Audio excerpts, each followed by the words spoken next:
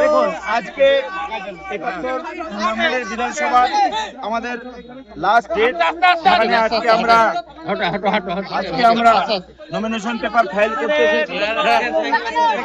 আপনারা লক্ষ্য করে দেখছেন কর্মীদের যে উচ্ছ্বাস, সেই উচ্ছ্বাস উপচে পড়েছে।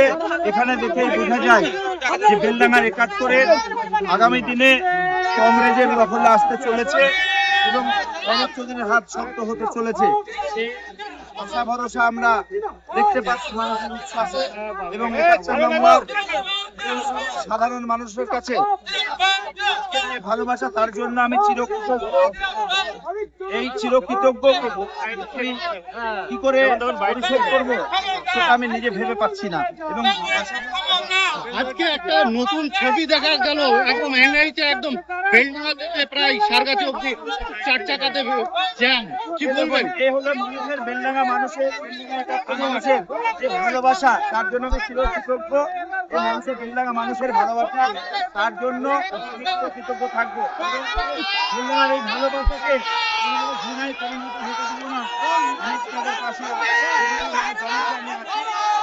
নমিনেশন ফাইল সম্পন্ন হলো, কি বলবেন? এই মুহূর্তে নমিনেশন পেপার সম্পন্ন করে আমরা নেমে আসলাম। সুষ্ঠুভাবে নমিনেশন পেপার সম্পন্ন হলো। এবার আমাদের কর্মী সমর্থকরা আছে, এবার আমাদের বাইরে যাব।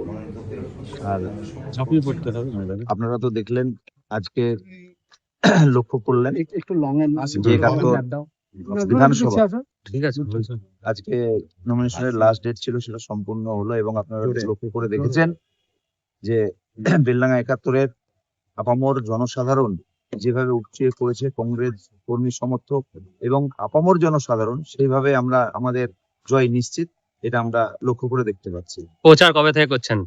আগামীকালকে থেকে আমরা প্রচার শুরু করব, আমার হোম থেকেই প্রচার শুরু করবো। আজকে নমিনেশন পত্র জমা করলেন, কোনো অসুবিধা?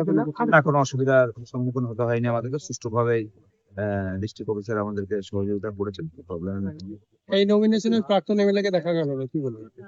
আরেকবার বলুন।